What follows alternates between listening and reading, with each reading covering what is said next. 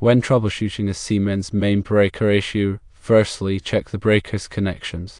Ensure that the breaker is properly installed and all connections are tight. Loose connections can cause arcing and breaker failure. Secondly, measure the breaker's resistance. Using a multimeter, check the resistance between the breaker's terminals. A high resistance reading indicates a potential fault in the breaker. Thirdly, inspect the breaker's physical condition. Look for any signs of damage, such as burns, cracks, or melted contacts. If any damage is found, the breaker should be replaced. Fourthly, test the breaker's trip mechanism. Using a test load, check if the breaker trips at its rated amperage. If the breaker does not trip, it may be defective. Regarding the Siemens panel, consider whether it's a coincidence or a manufacturing defect.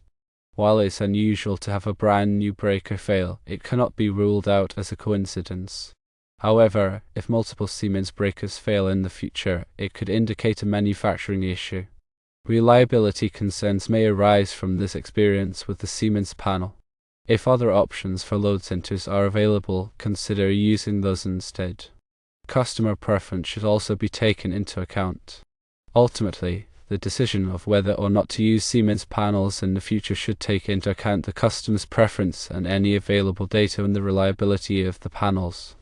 Recommendations include documenting the issue thoroughly. Keep records of the breaker failure, troubleshooting steps taken, and any correspondence with the manufacturer or distributor. Secondly, consider an alternative load center brand. If you are concerned about Siemens panels, explore other reputable brands that offer 200 amp load centers. Finally, communicate with the customer and be transparent about the issue and decision-making process, including any potential concerns with Siemens panels. When assessing a breaker, firstly visually inspect it for any signs of physical damage. Look for cracks, burns, or melted components. Such damage can indicate an internal fault or overload condition that caused the breaker to fail. Secondly, use a multimeter to measure the resistance across the breaker's terminals when it is in the off position. A good breaker should have infinite resistance, indicating an open circuit. A low resistance reading suggests a short circuit within the breaker. Thirdly, with the breaker in the on position, measure the voltage on both the line and load sides. There should be minimal voltage drop across the breaker. A significant voltage drop indicates a poor connection or internal resistance. Fourthly, perform a trip test to verify that the breaker trips at its rated amperage. This can be done using a breaker tester or by gradually increasing the load in the circuit until the breaker trips. If the breaker fails to trip at or near its rated amperage, it is likely defective. Fifthly, check the tightness of the connections at the breaker terminals. Loose connections can cause arcing and overheating, which can lead to breaker failure. Ensure that all screws and lugs are properly tightened to the manufacturer's specifications. Sixthly, examine the busbar connections where the breaker plugs into the panel. Look for signs of corrosion, damage, or overheating. Clean or repair any damaged connections. Seventhly, verify that the breaker is properly seated in the panel. A loose or improperly seated breaker may not make good contact with the busbar, leading to voltage drop and potential failure. Eighthly, check the panel's grounding and bonding system. A properly grounded and bonded system helps to protect against electrical faults and reduce the risk of breaker failure. Ninthly, consult the manufacturer's specifications and troubleshooting guide for the specific breaker model. This can provide valuable information about common issues and troubleshooting steps. Tenthly, if the breaker continues to fail after performing these checks, it should be replaced with a new breaker of the same type and rating. In addition to the physical inspection and electrical testing, consider the environmental conditions in which the breaker is operating. Excessive heat, humidity, or vibration can all contribute to breaker failure. Ensure that the panel is properly ventilated and protected from the elements. Also, consider the age of the breaker. Breakers have a limited lifespan, and older breakers may be more prone to failure. If the breaker is several years old, it may be prudent to replace it even if it appears to be functioning properly. When selecting a replacement breaker, choose a reputable brand and ensure that it is UL listed or has equivalent certification. This indicates that the breaker has been tested and meets industry safety standards. Furthermore, ensure that the replacement breaker has the same ampacity and interrupting rating as the original breaker. Using a breaker with a lower rating can create a safety hazard, while using a breaker with a higher rating may not provide adequate protection against overloads and short circuits. After installing the replacement breaker, thoroughly test it to ensure that it is functioning properly. Perform a trip test and verify that the voltage drop across the breaker is minimal. If any problems are detected, consult with a qualified electrician. To prevent future breaker failures, consider implementing a regular maintenance program for the electrical system. This should include periodic inspections of the panel, breakers, and wiring, as well as testing of the grounding and bonding system. Also, ensure that the electrical system is not overloaded. Overloading a circuit can cause breakers to trip frequently and can eventually lead to breaker failure. Educate occupants about the proper use of electrical appliances and the importance of not overloading circuits. If frequent breaker trips are occurring, investigate the cause and take corrective action. This may involve redistributing the load on the circuit, upgrading the wiring, or installing additional circuits. The 2008 National Electrical Code, or NEC, provides specific requirements for the installation and maintenance of electrical systems. Consult the NEC for guidance on proper wiring methods, grounding and bonding, overcurrent protection, and other electrical safety issues. Understanding the NEC requirements can help to prevent electrical problems and ensure the safety of occupants. When troubleshooting electrical problems, it is important to follow safe work practices. Always disconnect power to the circuit before working on it. Use insulated tools and wear appropriate personal protective equipment, such as gloves and safety glasses. If you are not comfortable working with electricity, consult with a qualified electrician. Working with electricity can be dangerous, and it is important to take precautions to protect yourself from injury.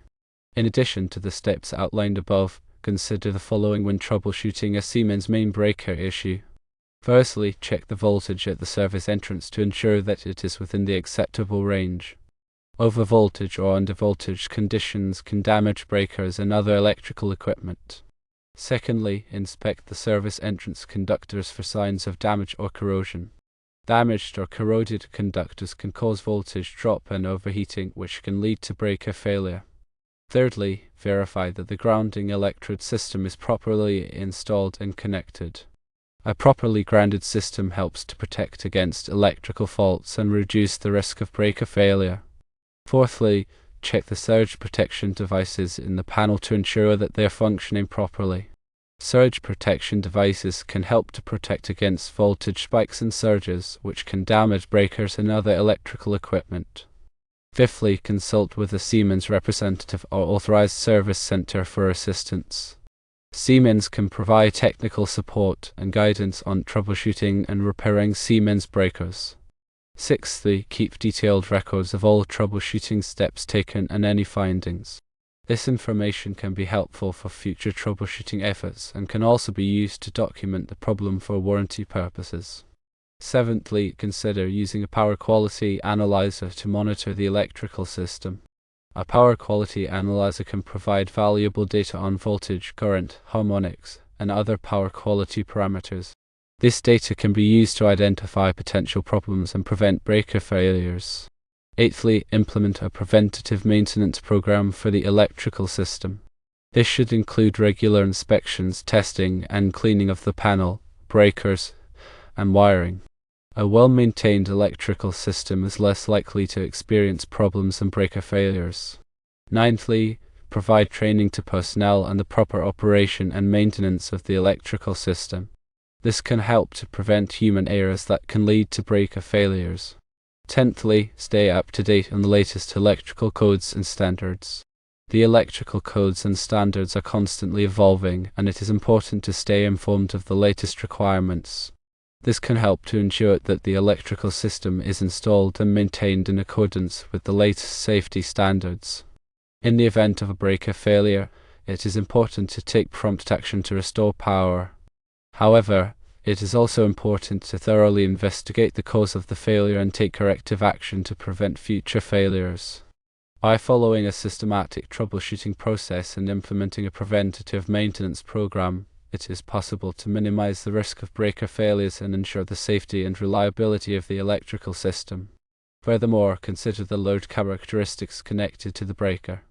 Excessive harmonic currents from nonlinear loads such as electronic devices can cause breakers to overheat and trip prematurely. In such cases, it may be necessary to install harmonic filters or use breakers specifically designed for nonlinear loads. Also, consider the ambient temperature in the area where the panel is located. High ambient temperatures can reduce the ampacity of breakers, causing them to trip at lower currents than their rated value.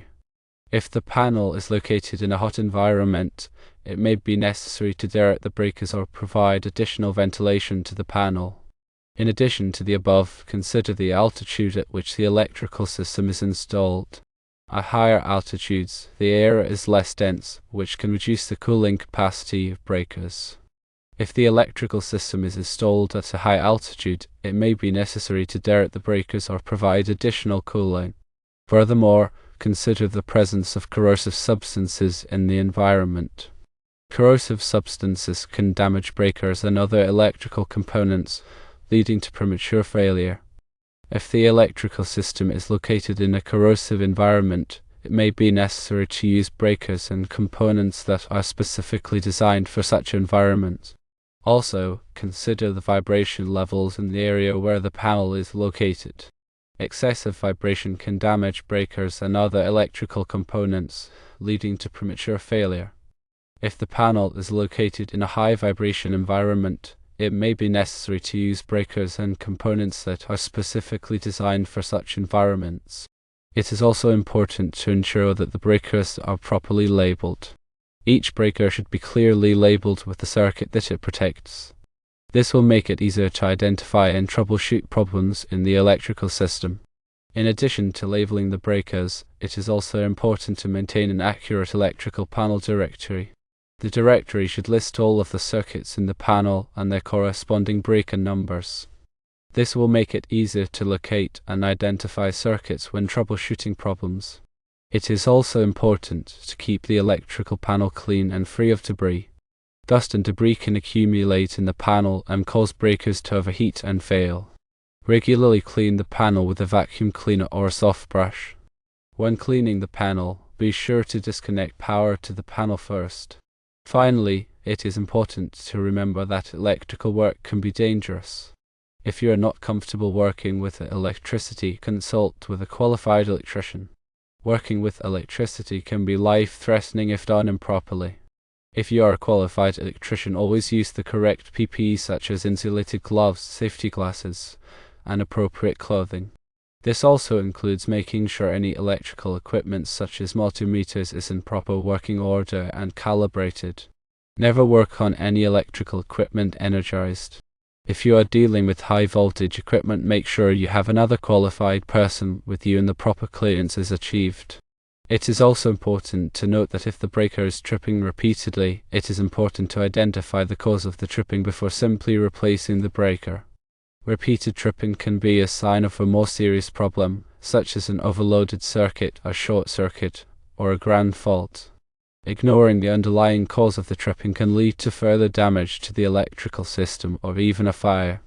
If you are not able to identify the cause of the tripping, consult with a qualified electrician.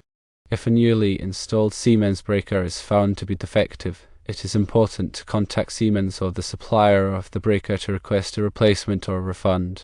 Most manufacturers offer a warranty on their products, and a defective breaker should be covered under warranty. When contacting Siemens or the supplier, be sure to have the breaker's model number, serial number, and date of purchase available.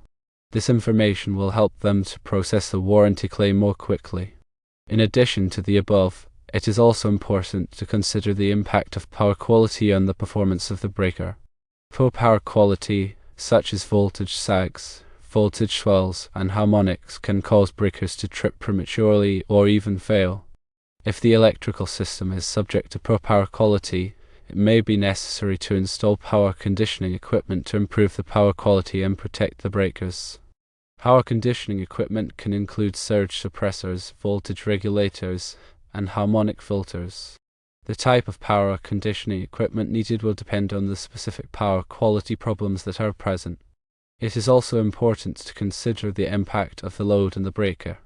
Different types of loads can have different effects on the breaker. For example, inductive loads such as motors and transformers can cause inrush currents that can trip breakers. Capacitive loads such as capacitors and electronic devices can cause harmonic currents that can overheat breakers. If the breaker is subjected to these types of loads, it may be necessary to use a breaker that is specifically designed for these types of loads. In addition to the above, it is also important to consider the coordination of the breakers in the electrical system. Breaker coordination is the process of selecting breakers so that the breaker closest to the fault will trip first, while the other breakers remain closed. This helps to isolate the fault and prevent a widespread power outage. Breaker coordination can be achieved by using breakers with different trip characteristics or by using fuses in conjunction with breakers. The specific coordination scheme will depend on the design of the electrical system. Furthermore, consider using arc fault circuit interrupters, or FCIs, and ground fault circuit interrupters, or GFCIs, to provide additional protection against electrical hazards. FCIs are designed to detect arc faults, which are a common cause of electrical fires. GFCIs are designed to detect ground faults, which can cause electrical shock. FCIs and GFCIs are required in many areas of the home, such as bedrooms and bathrooms. It is also important to consider the use of surge protection devices, or SPDs, to protect the electrical system from voltage surges. Voltage surges can be caused by lightning strikes, utility switching, and other events. SPD can help to protect sensitive electronic equipment from damage caused by voltage surges.